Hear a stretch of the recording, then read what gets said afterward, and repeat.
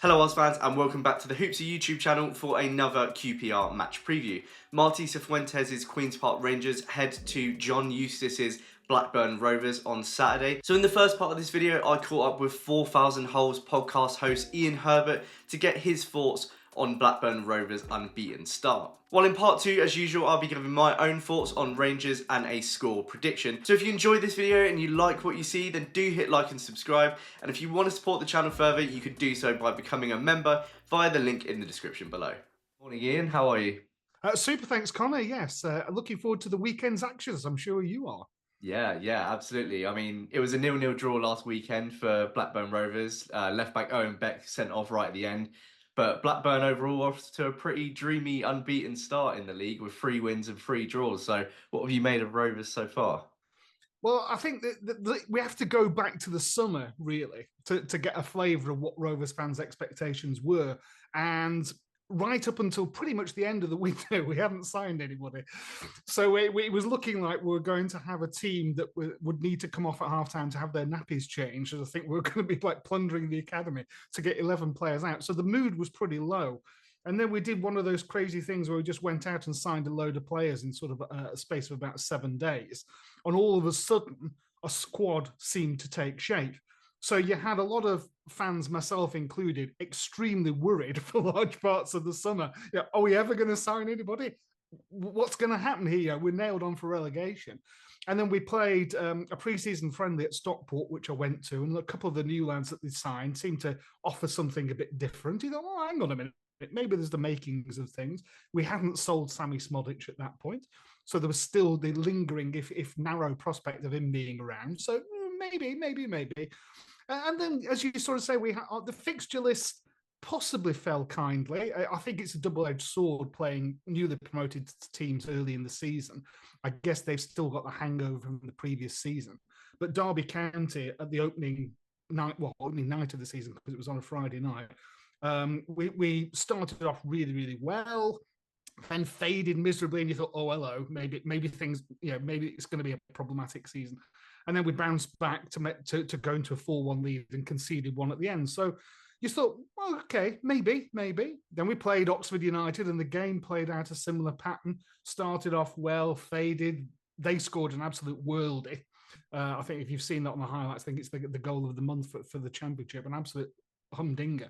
And that seemed to jolt us into action, and we ended up winning that 1-2-1. So you think, well, that's good. We've got 6 points. Everything's great. And then the way the away games fell, they were quite challenging. Away to Norwich, I don't think is ever straightforward.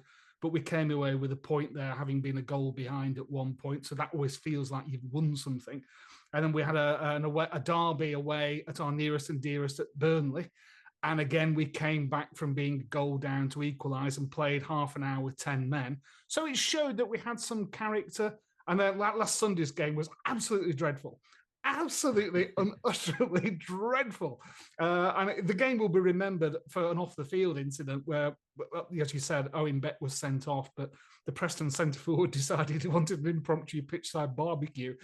And allegedly, I think we have to say, though the video is damning, sunk his teeth into Owen Beck's shoulder.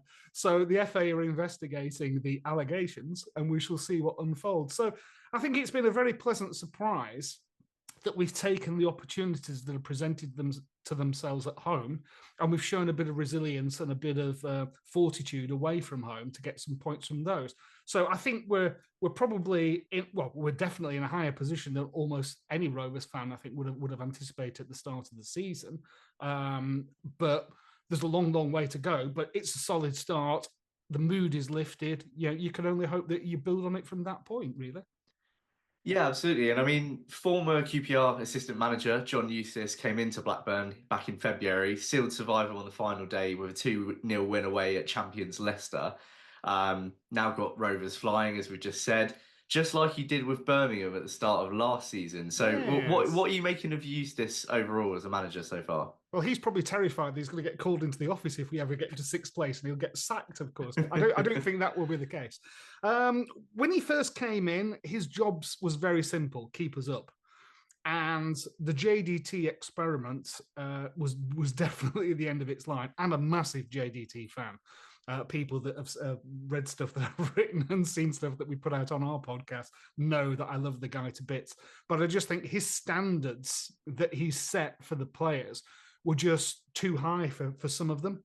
And I think he was incredibly. I think he used to play for AC Milan. Good, yeah, he's used to that intensity and being away on training camps and all the rest of it. And I think he tried to bring that to Blackburn, and it.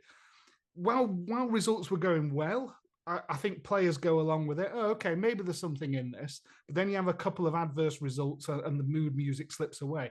So Eustace came in and he was the anti-JDT. So he was very much the arm around the shoulder. Hey, guys, it's going to be okay. We're going to be great. You know, stick with me. We'll do it. The only problem was we couldn't win a game at home for Toffee. So this was a point of some controversy last season. He came in the day before we played Stoke City at home, and we beat Stoke City on the Saturday 3-1 with a team that on the Friday afternoon, the local press trumpeted as being selected and chosen by the assistant manager, Damon Johnson, and the coach, David Lowe. When we won 3-1, the mood changed into, well, you know, John Eustace came down at half time and talked to the lads in the dressing room. And, well, I ain't gone now a minute. He's not having that one. I'm not giving him that. So we went the whole of last season without a home win under Eustace. Now, that said, we had a couple of cracking away wins at Leeds and, as you've talked about, at Leicester. So clearly he was doing something right. The mood coming out of the camp was that, as I say, JDT was probably trying to do something a bit more sophisticated and a bit too intense.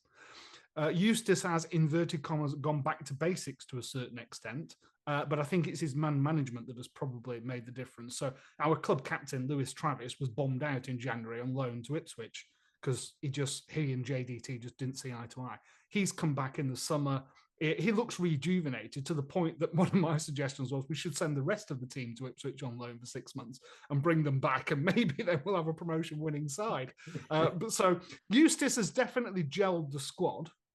He's definitely given them a sense of team spirit and bonding, and I think positivity. The big challenge to that approach, I think, if you're going to be arm around the shoulder of Vunky and all the rest of it, is when things don't go well. How do the players then react to the kind, gentle uncle suddenly calling them out and suddenly bawling them out on the training ground? That will be the acid test. But right now, it's working pretty well. When he first came, I think I referred to him as being Tony Mowbray light, sort of like a very safe pair of hands. You know, we will probably not get relegated. That was pretty close last season, but I don't think we'll ever rip up any trees. I still don't think we will go up under Eustace, but that's not because of him. I think that's just the club's bizarre finance arrangements with its owners. I just don't think that we will be able to invest enough to compete with the parachute clubs. But yeah, if we can be in the conversation for the playoffs, then that would be a triumph. And I think, you know, fair play to him. There's already talk of other clubs being interested in, you know, Southampton's supposed to be sniffing around, which is bizarre, really. You sort of think, well, you know, the guy's only been here 10 minutes. What can they have seen to make them think? But yeah, we shall see what unfolds. So I think good, solid start, did what was needed, kept us up last season, but this season, clearly, the start that we've made so far, if that can be sustained, then his reputation could only be enhanced. Yeah, absolutely. And I've seen that Rovers have scored the second most goals in the league so far with 12, just one behind Burnley. So you're not missing Sammy Smodic yet then? Well, we're massively outperforming our XG. Now, and I know that the mention of XG polarizes opinion, doesn't it? It's depending on whether you're an advocate or not. I quite like statistics, and I think I understand enough about the modelling behind it to know that it has some relevance. You know, but the eye test would tell you that we're pinging a few in and we're scoring a few spectacular ones, which is great from an entertainment perspective. But the sorts of goals that we have been scoring, you know, you wouldn't expect to get them in every single game. So Yuki Ohashi, our Japanese import, has taken to the league like a duck to water. Of course, he joined in the summer, so it's halfway through the Japanese season. So he's probably hit the ground running and will have that benefit. His challenge will come, I guess, in February, March, April, when he's absolutely exhausted and needs a rest. But he's shown technique, guile. He just adds something that we haven't had for a while.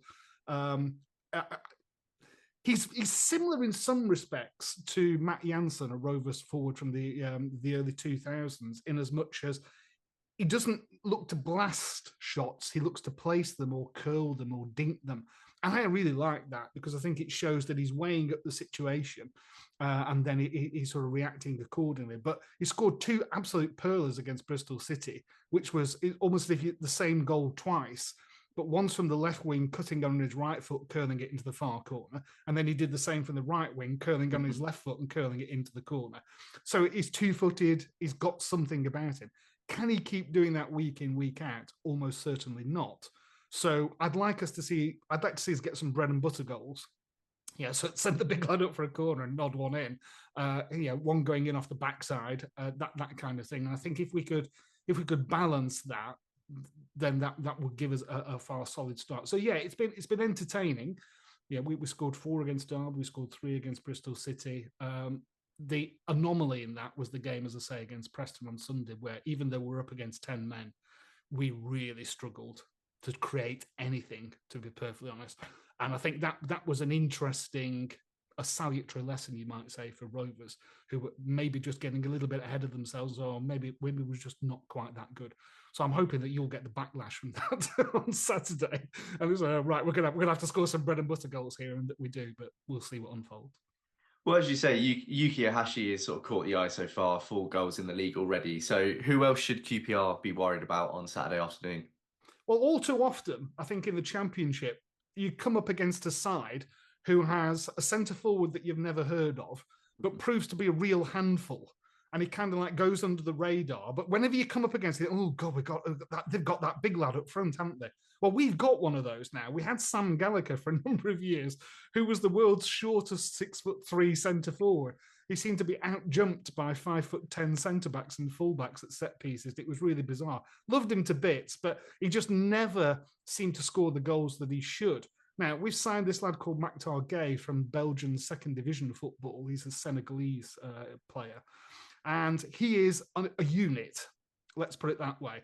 He seems to hold the ball up really, really well. He's been instrumental in providing assists in a few goals this season already. And I think he's the sort of player that makes things happen. Sometimes those things are positive. Sometimes those things are less positive. He's the guy that got the red card against Burnley for waving the imaginary yellow card, having just seen it's a horrendous tackle. So stuff happens around him. He's a very, very interesting. He's very infectious. He's one of those that at the end of the game, he goes up to the Blackburn end and whips the crowd up into a frenzy, even if he came on in the 93rd minute as a sub kind of thing. You know, look what I've just given you people. Aren't you lucky? But there's something about his smile that's really infectious. But he's a unit.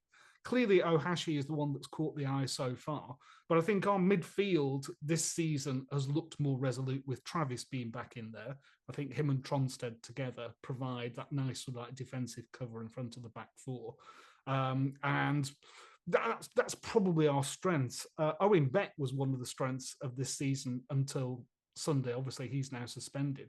But he covered for Harry Pickering at left back and looked really accomplished. So it's a shame that he's out. The unknown at this point is Todd Cantwell. So I can remember seeing Todd Cantwell play for Norwich and being very impressed, and he seemed destined for big things. And it's kind of like his career seems to have taken a few wrong turns. If we can get him match fit and firing on all cylinders, he could be the replacement for Sammy Spoddix, I think. But I would imagine he will be on the bench on Saturday, and I would imagine that he will come on and give a 20, 25-minute cameo towards the end, hopefully scoring the 5th and 6th goals, but we shall see. Yeah, makes sense. Well, Ewood Park isn't a ground that QPR typically enjoy visiting. Our 2-1 win back in February was our first since October 1999. So let's round off with your score prediction for Saturday. Well, I've got to say that we're going to win. I'm not going to bet against myself, am I? So let's go 2-0. Let's say Maktar Gueye will score his first league goal, and Ohashi will chip in with his customary curler from the edge of the area. Great. Well, thank you very much for joining today, Ian, and good luck for the rest of the season.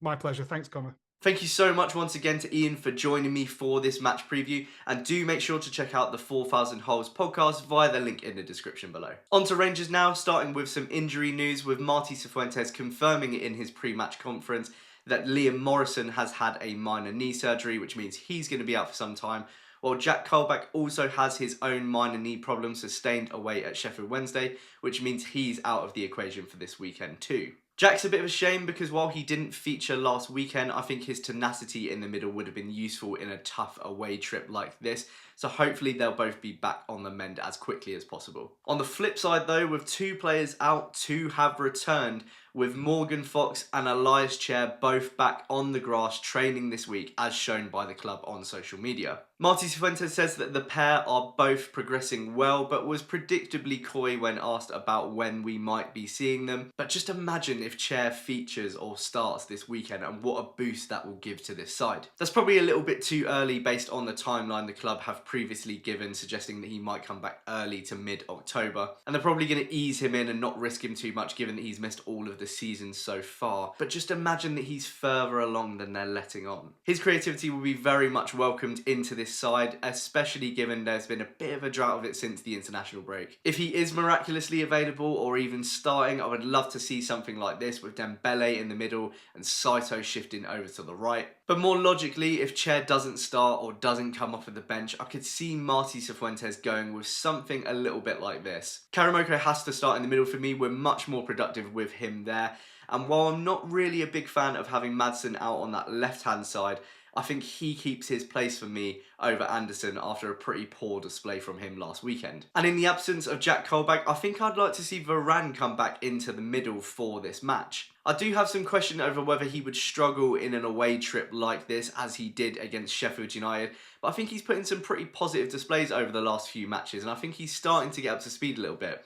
And I think we really need a player in the middle, in front of the defence, that's going to be able to help us progress up the pitch, and I think he fits the bill for that. The only real question mark for me is at right back, and that's over Jimmy Dunn starting there. I said last weekend, I'm not really sure he's technical enough to be a long-term fix in this position. We're currently a little bit blunted down that wing because he's not really quite comfortable with receiving the ball at speed. So although I would still start him, I would like to see Cifuentes bring Ashby or Santos into the game later on just to see how they get on and see if they could be a more long-term fix in that position. So as usual, let's round off with a match prediction. This is obviously going to be a pretty tough game. Rangers don't typically fare well away at Ewood Park. John Eustace is shaping up to be a good championship manager, and Blackburn have started off very, very well and will be confident despite that 0-0 draw last weekend. QPR are themselves unbeaten though, and that's with us playing pretty poorly over the last couple of weeks, so surely we can only improve. I don't think we're going to be total pushovers as long as we can contain Ohashi,